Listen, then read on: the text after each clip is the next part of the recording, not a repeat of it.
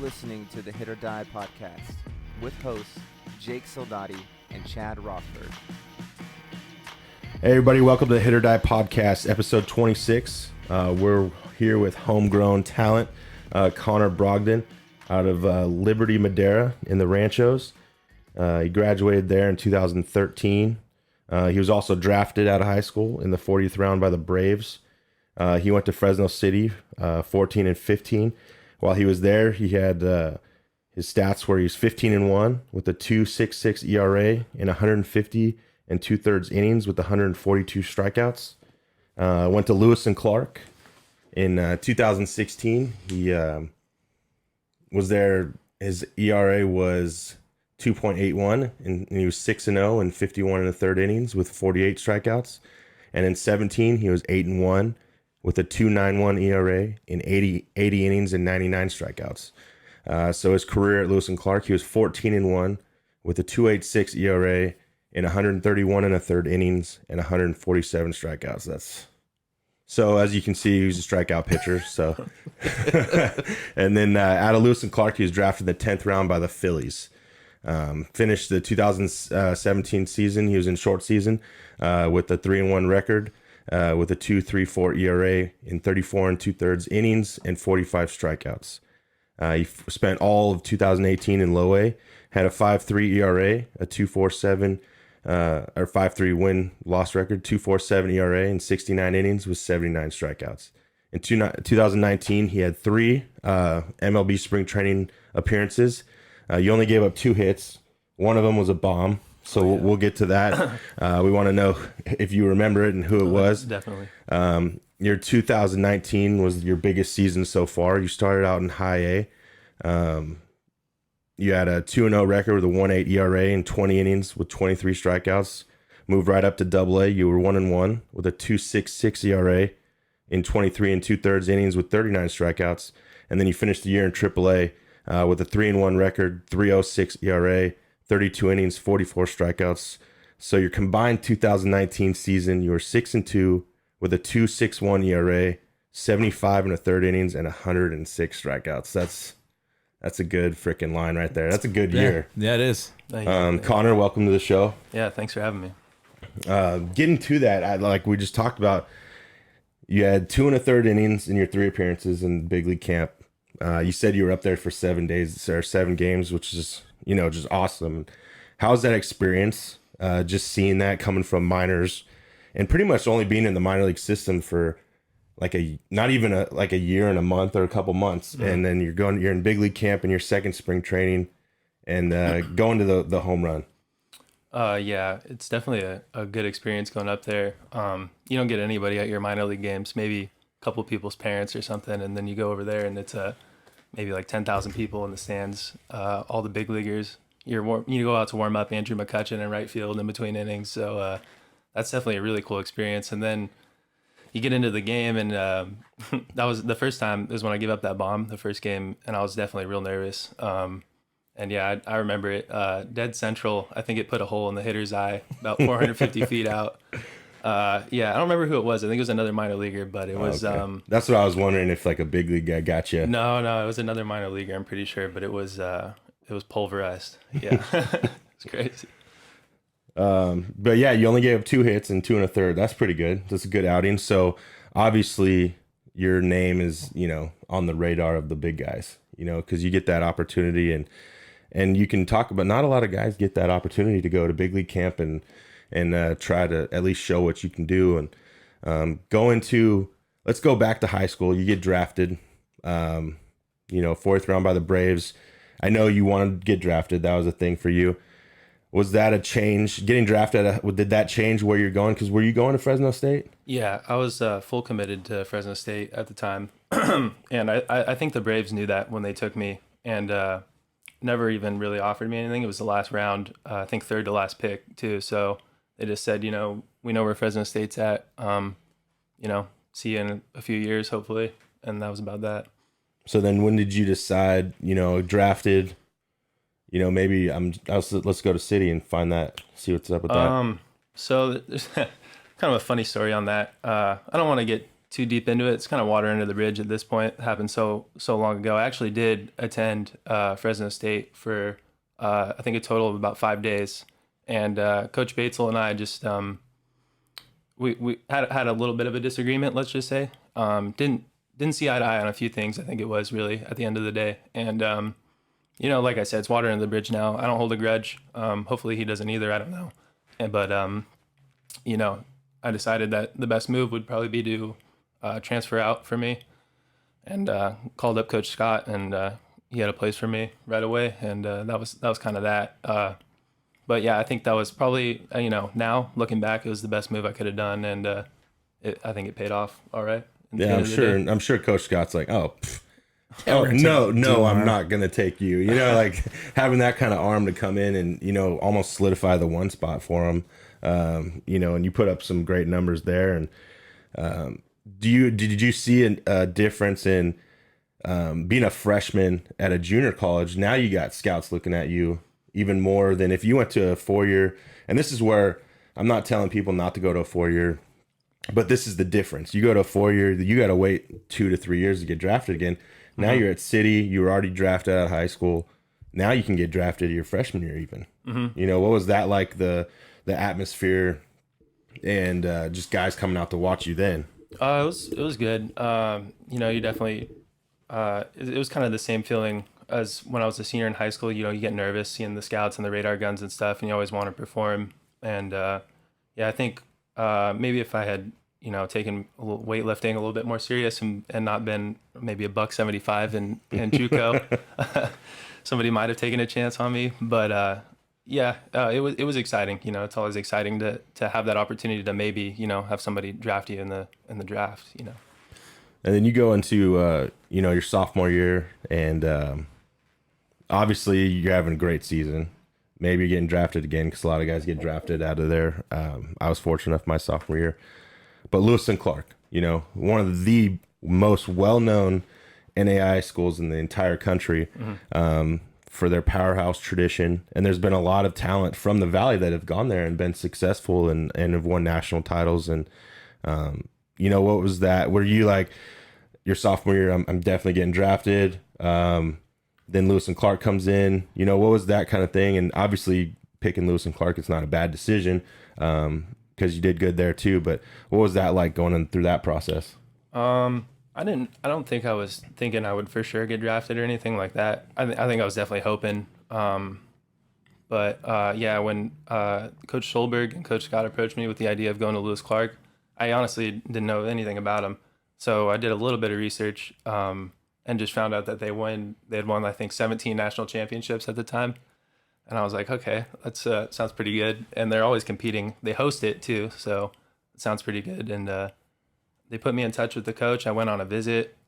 Seemed all good, and I think that was actually probably the best baseball decision I've probably ever made. Was going there and getting the LC experience, the Warrior experience. It's unlike any other, especially under Coach Robbins. That was a character building experience, let's say. Well, anything specific that you could get into? I've heard some things because I had a buddy go there. And I've heard that, he's had you guys literally box it out, like gloves and everything. And it's definitely getting you tougher mentally and physically. So yeah, like Jake said, go into some of the detail if you can. What you can something say. That's appropriate, I guess. Yeah. I think the boxing stuff was before my time a little bit. I'm pretty sure that was under Coach Ed Sheff. You could Google that guy. He's got a legend of his own. I think the stadium is named after him now. It's Ed Sheff Stadium.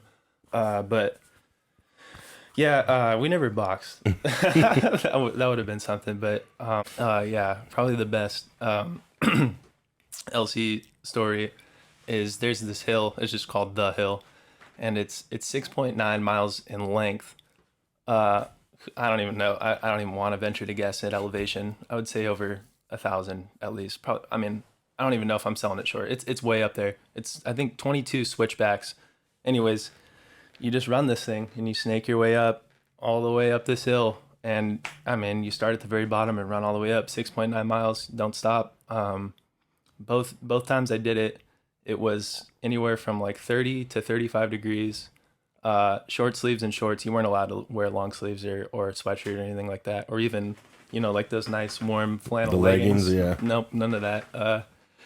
And both times, or actually the second time only, it was hailing about halfway up, and you're just wearing it the whole time. And but by the time you get to the top, I mean, you feel like if you could do that, like there's nothing, I'll be doing something, just mundane out and pre-work or something, and I'll be like, man, this sucks, and then just kind of think back like, well, I'm not running the hill, so you can always go back to that. Yeah, exactly. So maybe my early work isn't too bad right now. I'll shag some balls at first base. How'd you guys do while you were there? We won it both years. The first year I was unfortunate enough to not take my classes too serious. Didn't play on the World Series team. They still won it. And then my senior year, I did a little bit better academically, played on the team. Best experience college baseball-wise that I'd ever had. Crazy atmosphere of the NAIA World Series in Lewiston. It's insane. And we won it that year. I think I pitched twice, started 2 games, and it was insane.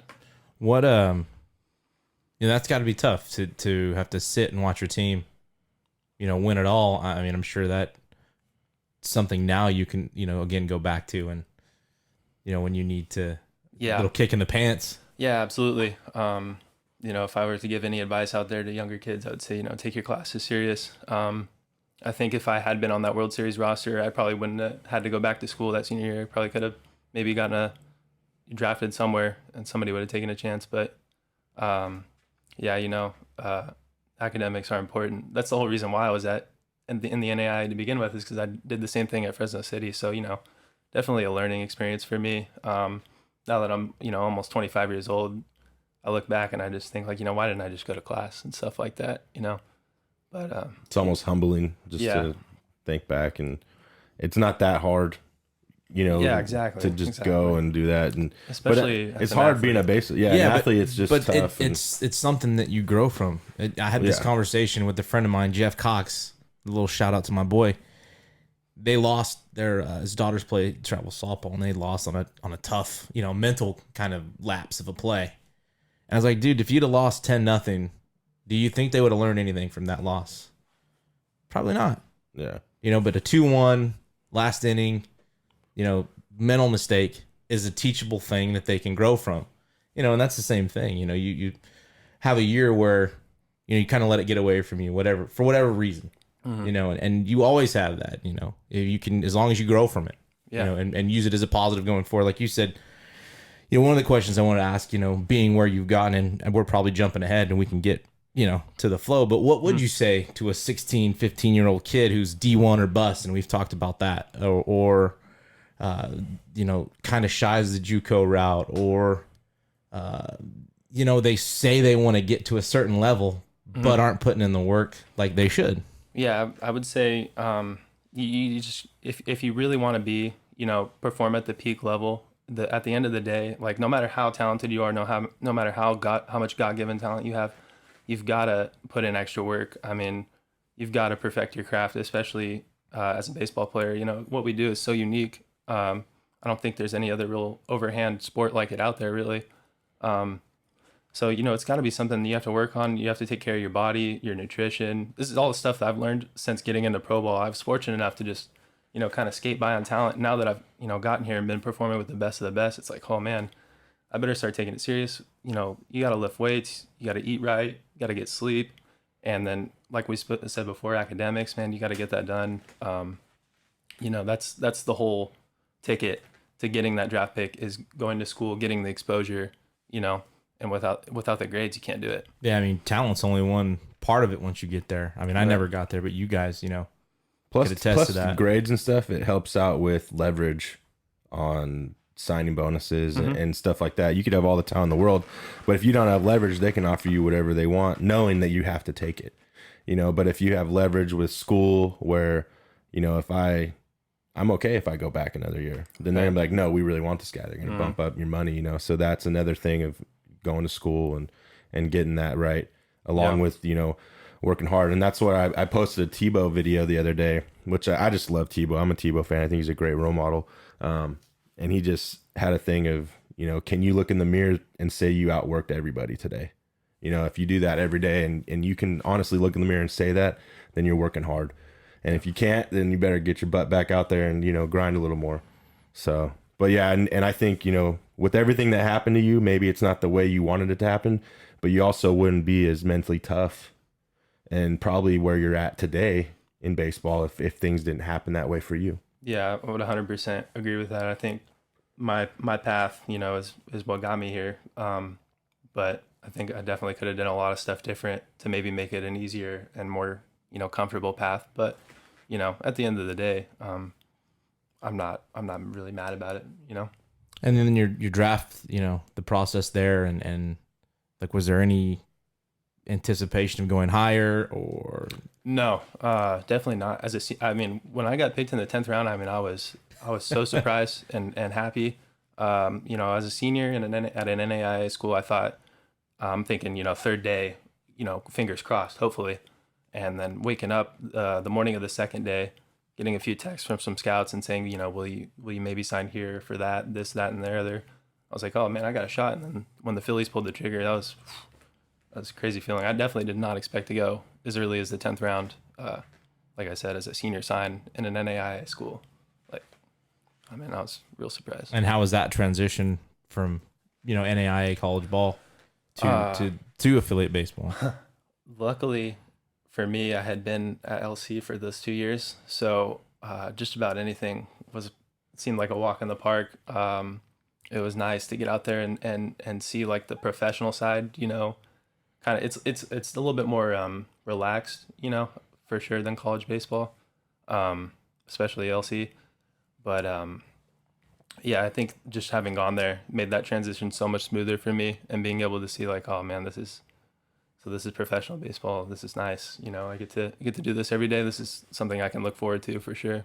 It prepared you a little bit for getting into that. 100%. Well, also being away from home, that was one thing. Oh, yeah. I was fortunate. I went away after Fresno City as well, and you got to grow up. You got to be responsible. You look at your bank account and you got to figure out what can I spend this month and stuff like that. And you grow up a little bit and you grow closer to your friends. You don't have your family that close and you get homesick. It happens, but I feel like that is what really helped me out transition. And I think that's what you're really talking about. Not only the baseball, but being on your own. Yeah. Because when you go to pro ball, you're on your own, like period. It's just you pretty much against everybody. So I think that's another thing that, helped out as well, as being off and being on your own. Yeah, definitely. I would 100% agree with that. That was my first time ever being away from home for an extended period of time. So getting that experience, my own like apartment with a roommate and stuff, was definitely something that, I needed before having to go do the pro ball thing too. And luckily for me, I always had, parents who supported me and, helped me financially. But yeah, there's definitely those times, you check your bank account and you're like, oh shit, maybe I got to go fishing today down at the old Snake River and find some dinner. So, and then any struggles through early on? Like, was there any tough transition for you? Like, I know with Gamboa, like, his first 2-3 outings were, kind of a punch in the gut. You're not facing junior college hitters anymore. With Gamboa, his direction, you came from even NAI. It's not pro ball, but NAI is still one of the best. Your league even is in the country. But just like that, the transition from players and now you're seeing Latin guys and international players and what's that like?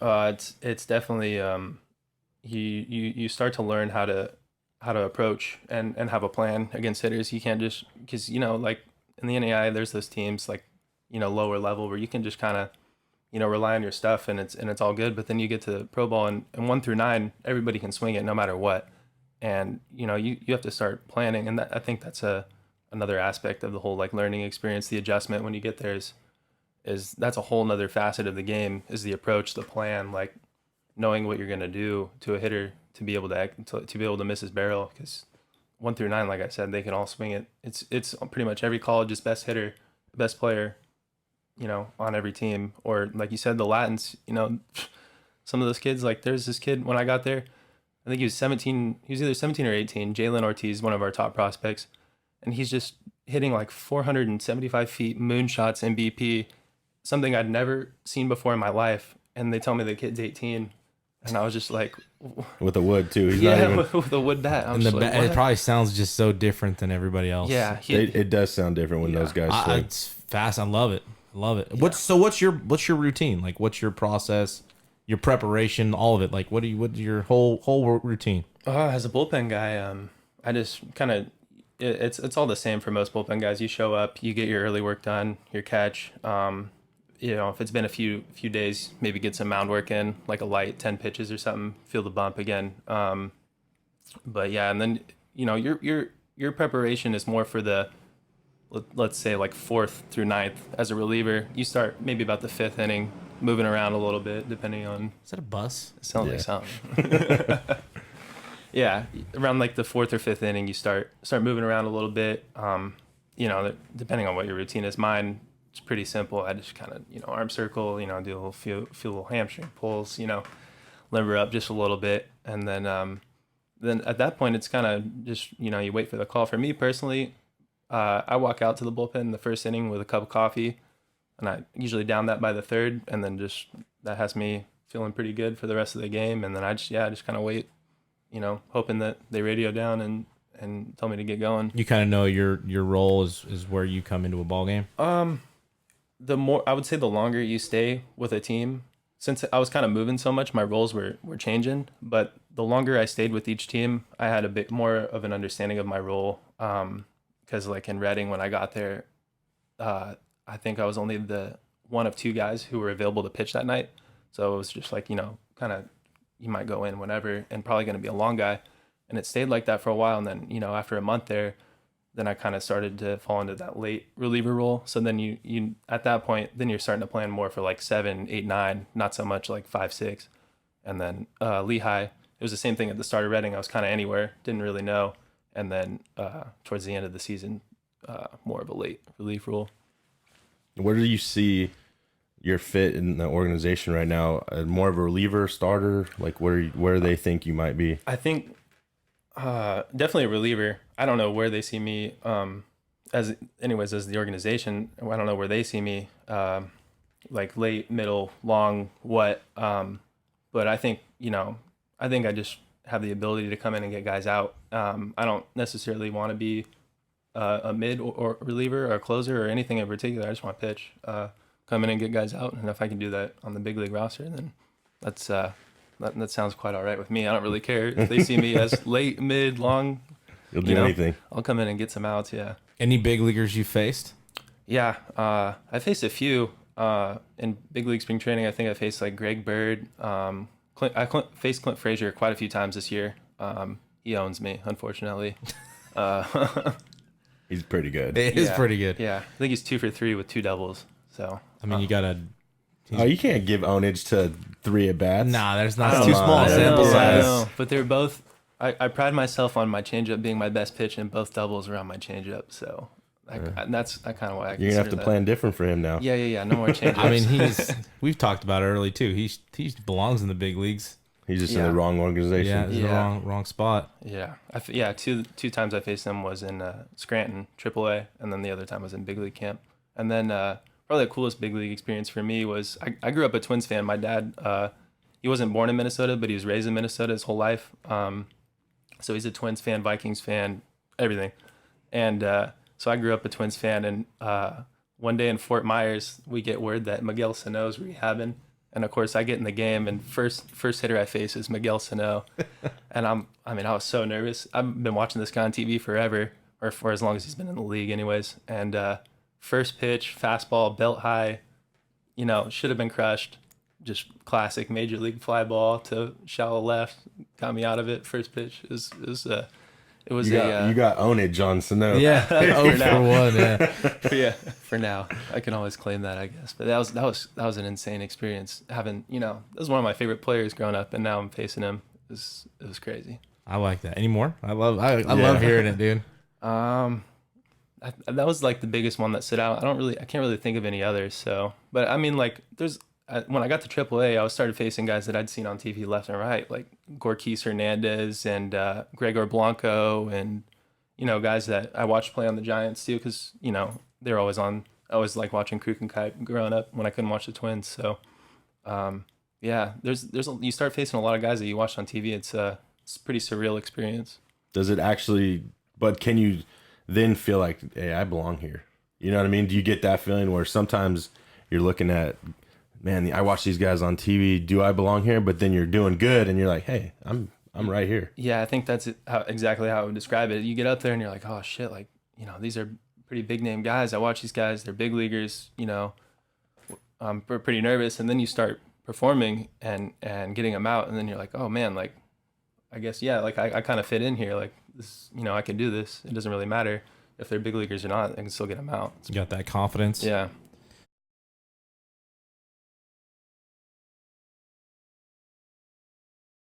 Because did you go to instructs at all before, the years before? Yeah, I went my first year, and I guess that's standard procedure. I think that's why McCarthy was there too, because he had a good year too. Like so I think it's just as a new draft guy, you go. The organization wants to get more familiar with you, see you more close up, hands on. But yeah, for me, so what I definitely didn't expect it. I found out pretty late in the year. It was like maybe with like a week or two left in the season to go. But I was primarily a 2-pitch guy all year, fastball, changeup, and then would kind of just flash like a kind of a hybrid breaking ball. First, it was more of like a slower, I don't know, or I guess more of a firmer curve is what I would describe it as. And the organization kind of said, we want to see you firm that up. So then I kind of adapted into like a firmer like cutter kind of thing. And they didn't really like that either, I guess. So they said, well, why don't you come down for instructs? And so they put me on like Rapsodo, where measures spin rate and all the analytics stuff that I don't even understand, and then slow motion camera watching my release, and kind of found like a kind of happy medium, and so now I think we have something that we're all a little bit more comfortable with. Me, I have a good feel for the pitch, and I think the Phillies like kind of where it's headed. So I think they just wanted to see me develop a third pitch that I could show instead of just being like primarily either fastball change. And then that's another thing is like, I'm going to instructs again. But then it's like they care about me this much, the organization. Yeah. You know what I mean? So now it's in your head. They care about me. They see what I'm doing with 2 pitches. Mm-hmm. They want me to develop a good third pitch where now I'm 1 step away. Right. You know what I mean? Yeah. And that's where, it's crazy. It's crazy to think that. And I know we're proud of you that, you're doing good. That's just... And that's good. That's where you go to instruction. You're like, this meant something to the organization. Yeah, they definitely communicated that to me too. When I got there, I think I had like 3 or 4 guys come up to me and said, "Hey, this isn't something we normally do. This is just to try and better you, so that you can be in the big leagues next year and be able to stay and have 3+ offerings." So yeah, that definitely made me feel good, because at first I was like, "Oh man." Those are like 6 a.m. wake up calls and stuff like that. But they had me on like a little bit better schedule. I didn't have to get up so early, left early. So yeah, they were. It was definitely a good experience. Nobody ever wants to go to instructs, but the way they handled it and stuff, I think, it was good. It's got to get you excited though when you hear them saying, we want you to get to the big leagues. Yeah. They're pushing for that for you.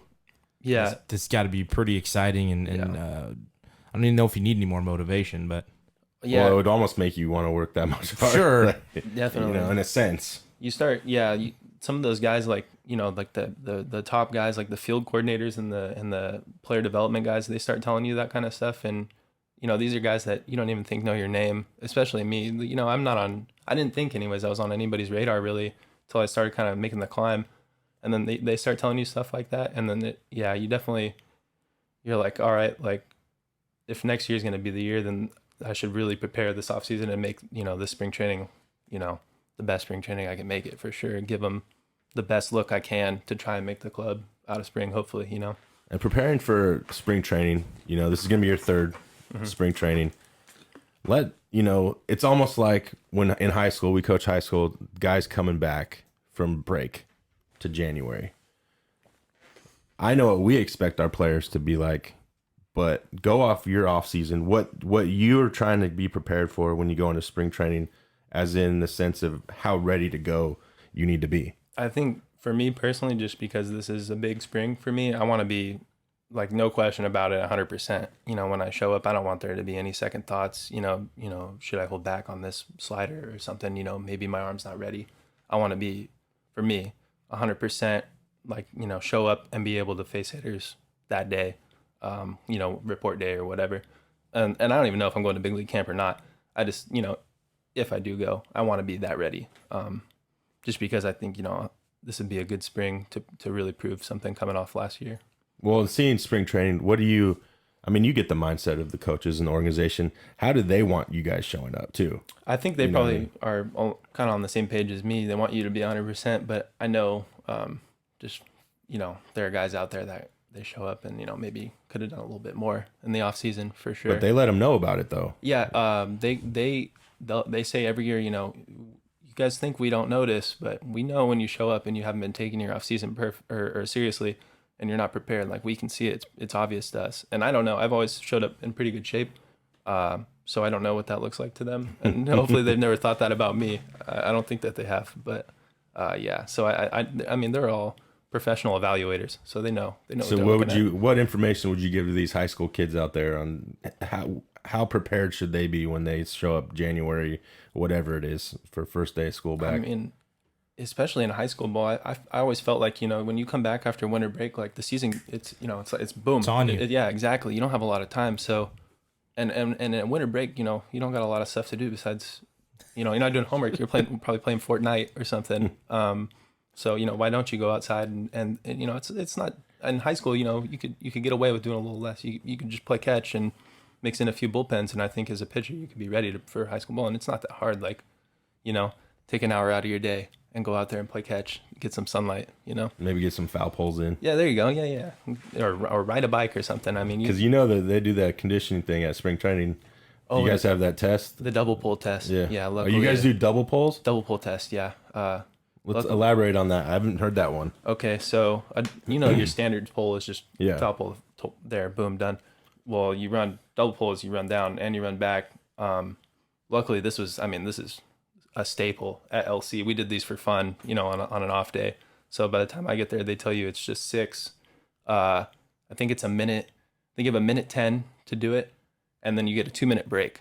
So a minute 10 to go there and back. Yeah, I mean it's tough. Don't get me wrong. By 5 and 6, you're like, all right, you know, I'm starting to feel it a little bit, but you know, I would say that you definitely can't just come into that test not having ran at all or done anything, playing Fortnite all day. Especially 6 of them. Yeah. You had no. Yeah, and I've seen actually a few kids in professional baseball. They got to tap out because they didn't prepare. Yeah. So they got to turn back around and do it again. Yeah. So they come back at it like a few days later and it's on their own time, because when you do it, it's with a group, with the whole organization. Then they come back on their own time while everybody's in the clubhouse eating or something, and they run with strength coaches. And I mean, you don't want to be that guy for sure. We had to, as position players, we did the shuttle, the 300-yard shuttle. Oh, yeah. Is that what the position players still do? They do a similar variation of it. They call it the line drill. I haven't watched it, but I when they described it to me, it sounded very similar to the. I think it probably is, but they just call it line drill. And they had it by weight. It was like they had the little guys, the big guys, and then they had the donkey group. I was in the donkey group. I always made both of them, but I barely made the second one because you had to run it twice. Yeah, and that was my off-season regimen. I had to make sure I wanted to get those in. To be prepared for spring training, because I'm not, you know, the smallest guy in the world or the fastest. So, but yeah, that's just. And those outfields are a little bit bigger than what we're doing. I mean, yeah. Oh, spring training outfields are biggest around. Yeah. You're talking 400 with the guys. Yeah. It's not the best scenery to look at either when you're running. No, in Florida. Yeah, you're in Florida. No. Yeah, Arizona was pretty nice. Oh yeah. With all the mountains. Yeah. I could imagine actually. Yeah, no. Clearwater. I'm looking at a freeway and watching police cars drive by. They're watching you and just laughing. Yeah. Who are you working out? Are you working out with anybody out here right now? Former teammates? Yeah. So down the street from me, actually, half a mile, JJ Santa Cruz. I don't know. Lefty, yeah. Yeah. Well, we went to city together, high school together. Yeah, we play catch 4 to 5 times a week right now. You know, and as the season gets closer, we'll ramp that up too. But yeah, it's, you know, having him right down the street. We our baseball activities, you know, we always sync them up together because it's just so convenient. And we've been good friends for I'm almost 25 now, 20 years. It's yeah. That's good too. And you're both pitchers, so your routines are almost identical in a sense. Yeah, exactly. It is. It's you know, we do basically the same exact throwing program. The only difference is he's left-handed. You know, it's definitely nice. That's cool. Mm-hmm. And you guys got city to always go to. Yeah. I'm sure Ron's pretty cool about letting guys get back in over there. Oh, yeah. I was always there in the offseason. I mean, I'm sure he loves it. Yeah, Coach. You know, when those guys get to see that. Yeah. Coach Scott and Coach Solberg are always, every time we go out there, they're always happy to have us and always tell us to come back. I know anytime we would ever need to throw a bullpen, you know, we could go out there for sure. Or even face live hitters. Those would be the, yeah. You know, for him. I know Santa Cruz, did he go to state? Yeah, he did after city. Yeah. So he could go there and face live hitters. But for you, I mean, close. I know that's what even Billy Seamus, he's a big leaguer. He'd come back and throw against us at City. That's your best shot probably to face really good live hitters. Yeah, Marcus Walden would do that when I was there too, and I remember we'd see him come out there, and that was a cool experience. And he hadn't even cracked the big leagues yet, and I mean, just watching him out there, yeah. Yeah, he had a great year this year too. Yeah, he did. It's awesome. Yeah. He's. I mean, is there stuff like that you pull from guys? You know, I know Luplo always said, you know, he's got picking brains. Yeah, just with Lindor, he was talking about stuff. Is there any guys that you use? Yeah. I think I was lucky in AAA. There was a lot of veterans up there. Like Nick Vincent, he was he was with the Giants, started the year and then finished with us. He just texted me just the other day, you know, to check up and see how things are going. You know, you definitely learn a lot being around veteran guys that have been in the league, have a lot of experience, and you know what's going on, how to be a professional. You learn a lot of stuff that, you know, off the field stuff. You know, how to handle yourself and be a professional. But also, did you like pick like, hey, if you face this guy, like, you know, what would you throw in this situation? Yeah. And you know, like when you're in the bullpen, just, I know, shooting the shit with your guys. I know you're going over plans also for the game and facing there. I might be coming up against 1, 2, 3. You know, how would you face this guy? Yeah. So this is actually the first year it was in AAA that we'd ever had an iPad down in the bullpen with us. So all of us are going through scouting reports. They have, I mean, it's all the information it's insane what they have these days. The heat maps, they call them, and anything that you want to know about a hitter, you can pretty much find out.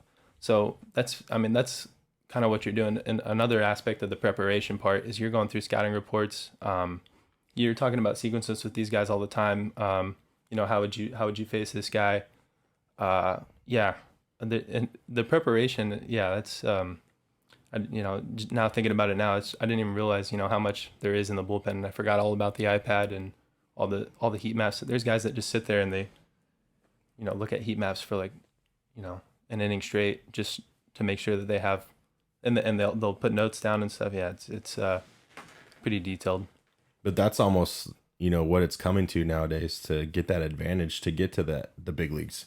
You know, you have to every advantage. Well, Luplo, yeah. Or you put a camera in center field and get the signs. And that's a lie. Bang twice. And Astros don't do that stuff. No, right.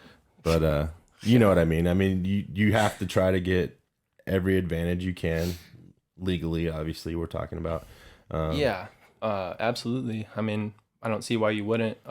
If it's there. Yeah, sure. Why wouldn't you take advantage of a potential way to know a hitter's weakness so that you can go out there and you know, if that's, maybe it syncs up with one of your strengths, like maybe he's bad on changeups and your changeup's your best pitch, you know, and then you know that going into the at bat turns into, you know, a good stat for you in the end, most of the time, anyways. Well, and it probably ramps up your innings, you know, versus another guy. You know, well, hey, True. Connor's getting guys out. You know, the cutter's working. Let's, you know, instead of going to Joe Blow, we're going to go back to Connor. Right. You know, so it also helps that part of your game too. Mm-hmm. Now, we just had, you know, your Liberty guy. They just got a new coach, Darren Kuhn. I know he's a couple years younger than you. Have you heard anything about, this? I know that you guys have a really good community and support through the community. Is everybody pretty excited about this move? I know I saw some stuff on social media, and I think that's the first time I ever seen any like kind of like blow up more or less about a Liberty high school coach ever. So that's good. That's a good sign, I would say. I've been out there for 3 of their like fall workouts, and it looks like they got a pretty good thing going. I think he's got a full staff already. Seems like there's a full coaching staff, and they're getting their work in. He's a real nice guy. Great guy. I don't think I knew him prior to meeting him at Liberty, but we did play against each other in college. He went to Simpson and I went to LC, and we did play each other my junior year. But yeah, real nice guy, and it seems like he's really got a good thing going on out there. They're working hard. I know that every time I go out there, they're getting it done for sure. Well, they had coming off a lot of success, and the community's fantastic. I mean, I was telling you before. I mean, even back when I was in high school, it was phenomenal. I mean, those people go 100% all out for all their sports, girls, boys. It didn't matter what it was. They were definitely involved. Yeah, I'd say good crowds, home crowds, anyways. Well, maybe even I would say even road crowds too. But yeah, definitely good home crowds for every sport. Football, basketball. I played basketball and baseball in high school, and I remember we had good crowds all the time, every game at home. Didn't matter if it was a weekend game or if it was a weekday league game. Yeah, very supportive, great community. Was basketball an option at all? I mean, you're a pretty tall guy. No, I couldn't play defense. I couldn't handle myself down in the paint. All I did was sit around the 3-point line and wait to get the ball. The funny thing is, his height in high school, he probably played a 5, but in reality, he's really a shooting guard. In the NBA. Yeah, we had Stetson, so we just let him handle it down there. He was 6'10" or something. Yeah. Yeah, that's nice to have too. Yeah. Hey, is the ball juiced a little bit or? Well, yeah, because AAA, right? That's where the numbers were big. Yeah. Massive this year. Yeah. Yeah. I didn't really notice it. I noticed the difference in the seams just because there's from every level. I mean, you went to all 3 levels, so yeah. Were they different each level? So no, it's the same from the GCL all the way through AA. And then when you get to AAA, that's when they implement the big league ball, which I don't even know why there's a difference to begin with. I guess it's a cost thing. But anyways, yeah, so the seams are a little tighter. It just seems like the ball's a little tighter and sometimes a little bit more slippery.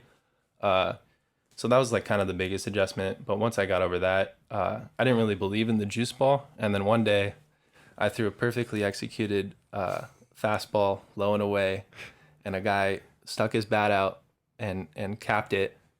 Pulled it somehow 330 feet, or wall scraper. It gets out, and I come back into the dugout, and the pitching coach comes up to me and he goes yeah, I don't want to ruin your day or anything, but that statistically should not have been a home run. I go, okay, great. That makes me feel good. And then the next day, the head analytic guy comes up to me and he goes, those statistics, it was like a 37 or something, some absurdly high launch angle and 85 miles an hour off the bat.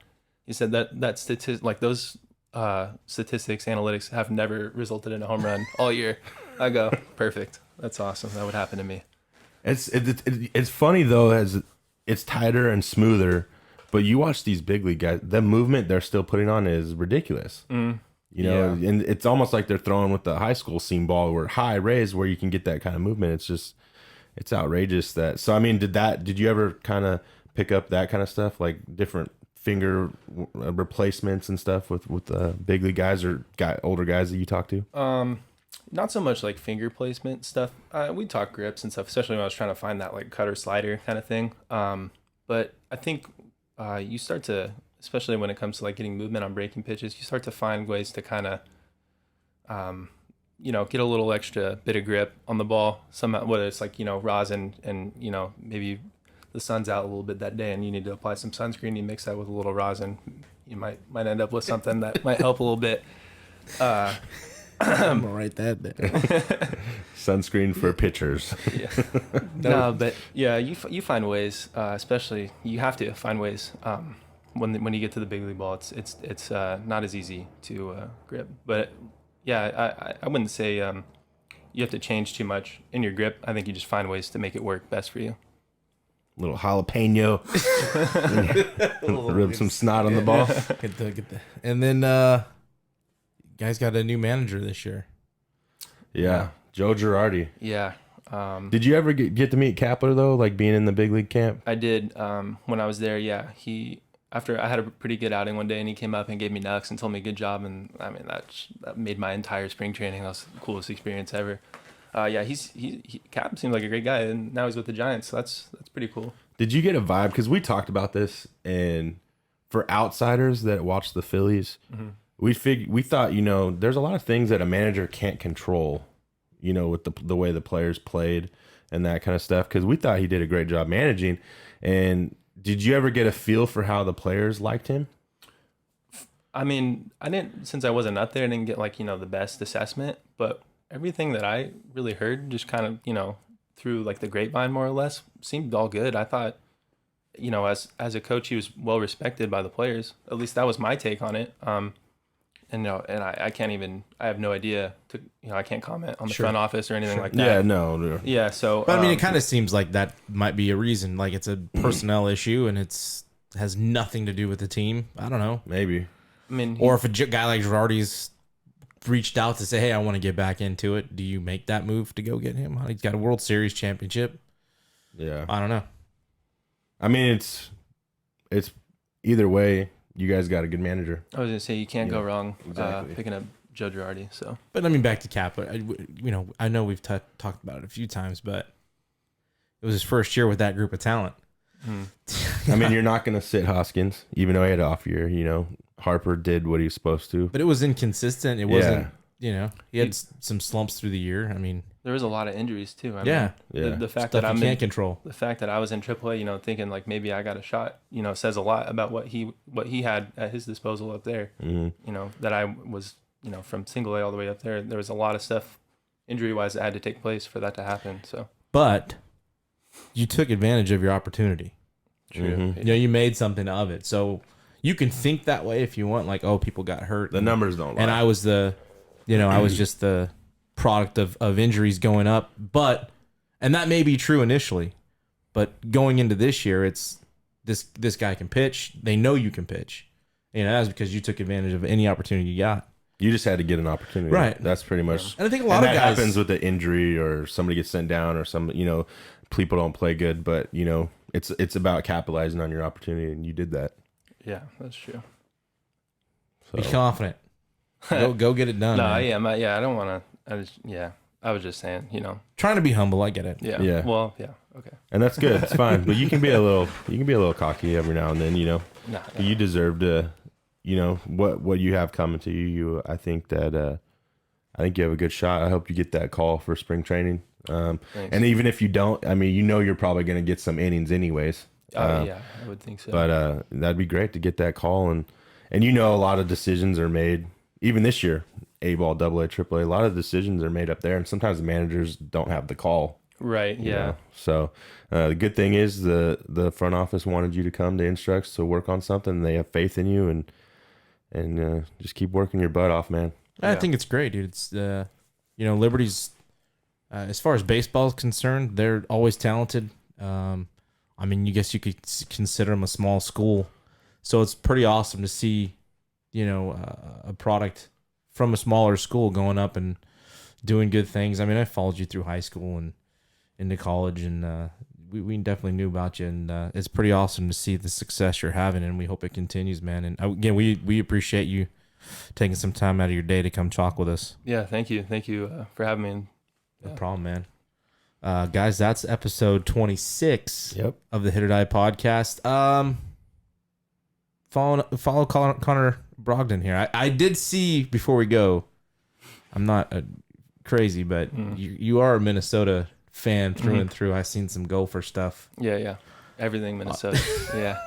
Except for the Twins now. I'm a big Phillies fan now, not the Twins. Yeah, you have to be your organization. You have to be, yeah. You have to be. Yeah. But I know you got to kind of post on the Gophers getting Penn State. That's kind of a big. Yeah. And then just tough loss against Iowa this last week. Yeah. It's not a great way to follow that. Yeah, no. Anyways, keep your eyes out, and we hope you have another good year, man. Thank you. We'll be rooting for you. Thank you. If you guys need anything, hit us up, man. Yeah, let us know. Thank you. All right, guys. Well, thanks for listening. That's episode 26 of the Hit.OR.DIE podcast. Hit or die.